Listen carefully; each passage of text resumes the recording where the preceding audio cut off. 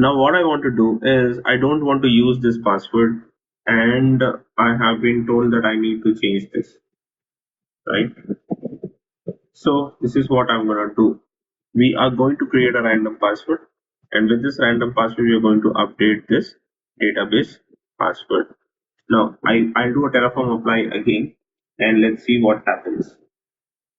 So basically it is complaining that I don't have the module random password. So this is insufficient dependency log files probably. What it is asking me to do is run Terraform init hyphen hyphen just upgrade. Why? Because random, right? Random is a new thing that we have downloaded. It's a new provider. AWS is the existing provider that we have been using. Random is a new provider that we are using. So what we need to do is you need to say Terraform init hyphen upgrade with this. Once you do this, a new provider would be downloaded. I can show you the providers. So in .terraform, in providers, there are now two providers. Earlier was only AWS. Now you have a random provider, which is going to create the random password for you. And you can do a Terraform apply. And what this is going to do is give you the changes for the password. So number one, it is going to create a random password for you, and then it is going to change the password on the database. The good thing is, in order to change the password of the database, it is not going to recreate the database. It is just going to modify the database with the immediate effect with the new password. So that is a better option that we have. So it's going to do this for us. So let's actually see the state of the database. It should be modifying, right? So it's resetting the master credentials is the state that it has went into.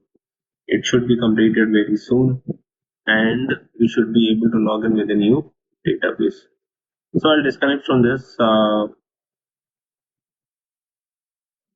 and then we'll try to log in with a new password.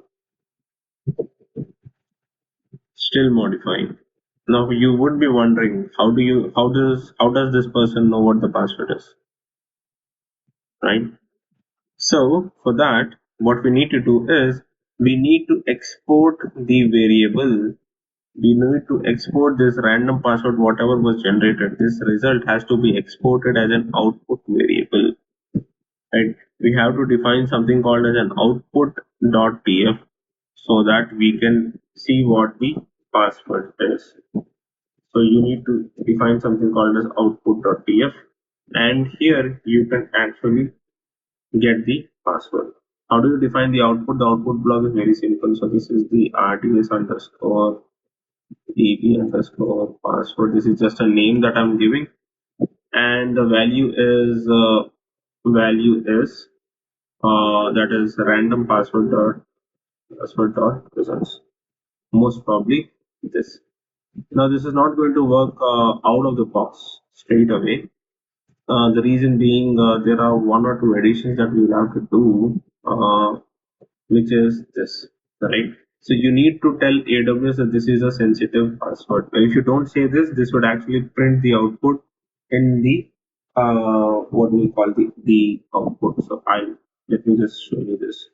If I do a Terraform apply again, this is not going to change anything, but it is actually going to give us the output of the password.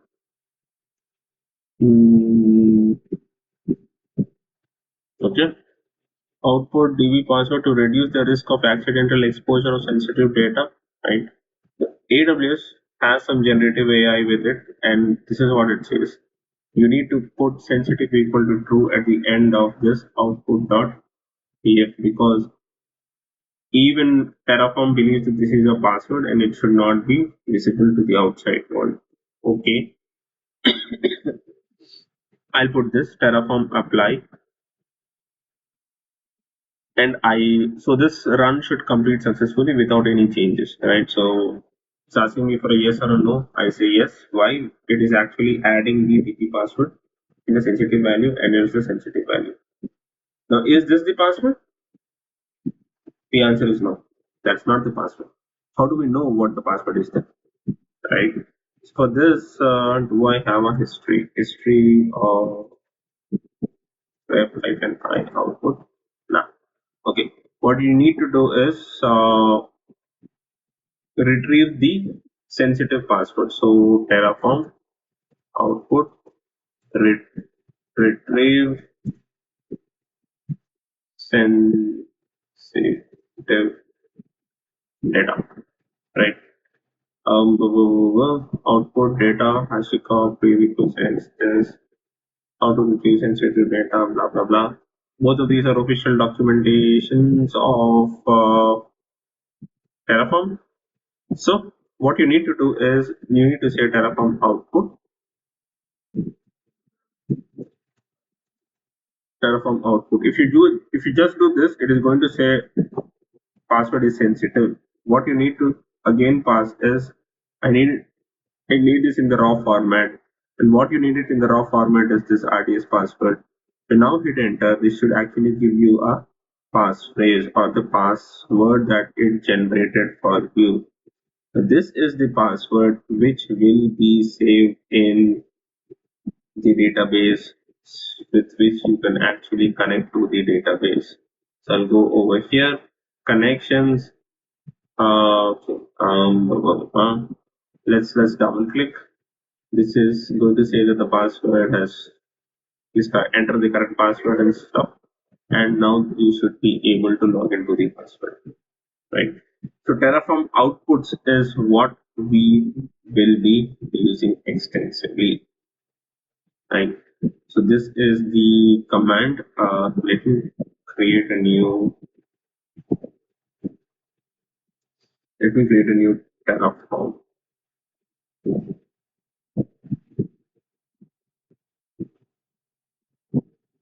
I like it to be blank. So this is how you can extract the password, and I anyways would be providing you with the details of I anyways will be providing you with the code base, so you should be able to have that.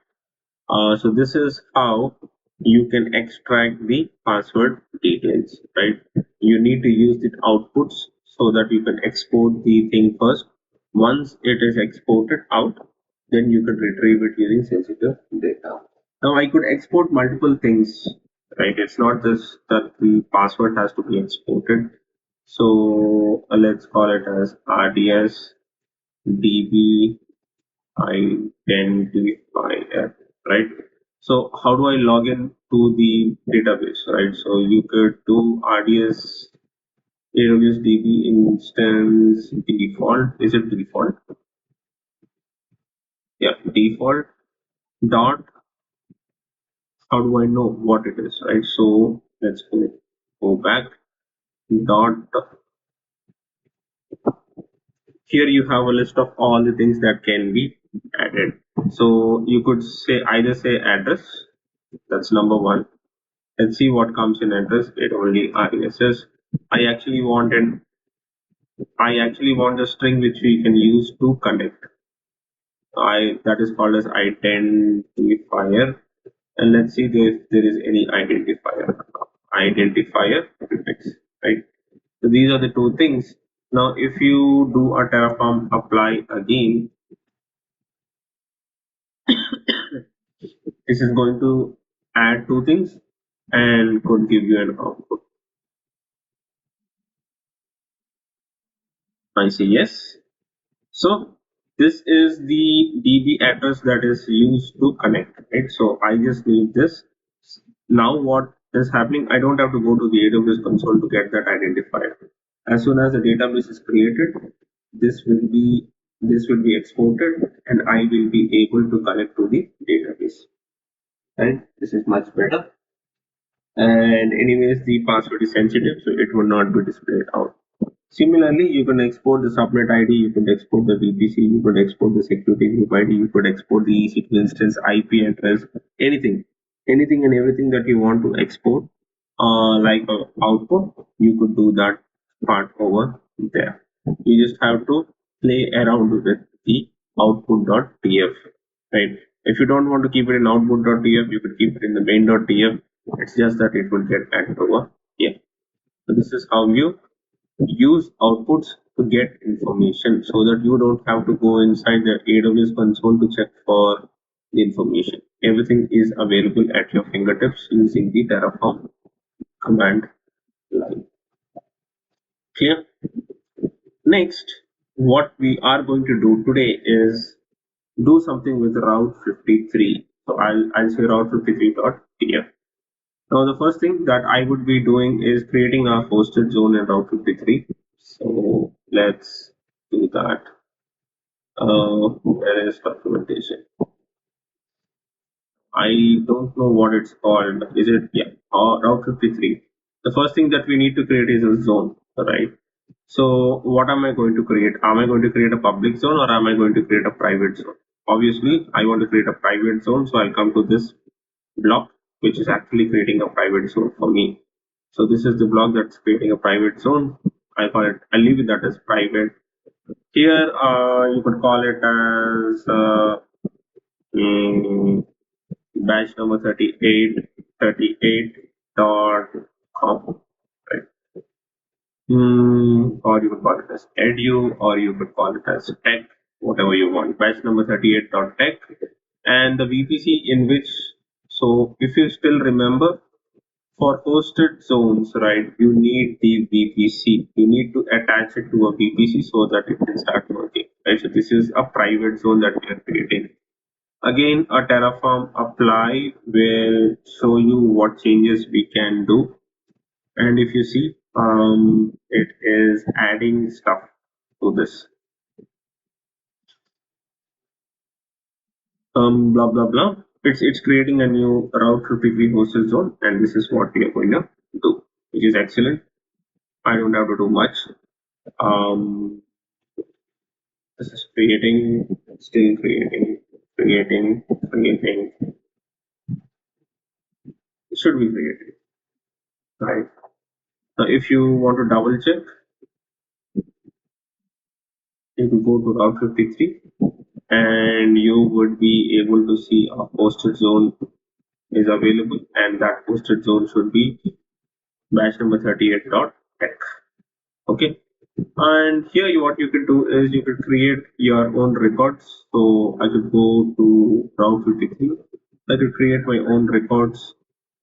Very simple, right? Nothing fancy. So this is the AWS record. I'll call it as DNS1. So this is the primary zone. That primary zone is actually private. Zone ID. The name is, let's call it as demo1 dot batch number 38 dot tech, right? It's a type A record. The TTL is being kept at this. For records, what I'm going to do is I'm going to hard code this to 10.38.0.2. Okay, this is the IP address, or this is the record that I want to create with this. If you're wondering, the zone is still being created. Why? I don't know. Let's actually see what's is anything wrong with the hosted zone? I don't think so. But the hosted zone is there. So let's actually go ahead and see.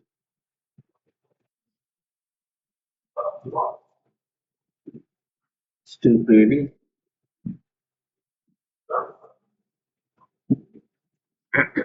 Still creating. Okay. Hosted zone was created. Now I'll again do a Terraform apply to create DNS records.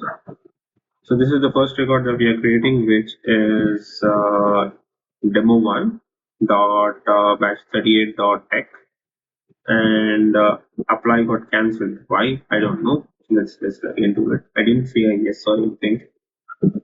Maybe that's why it got cancelled.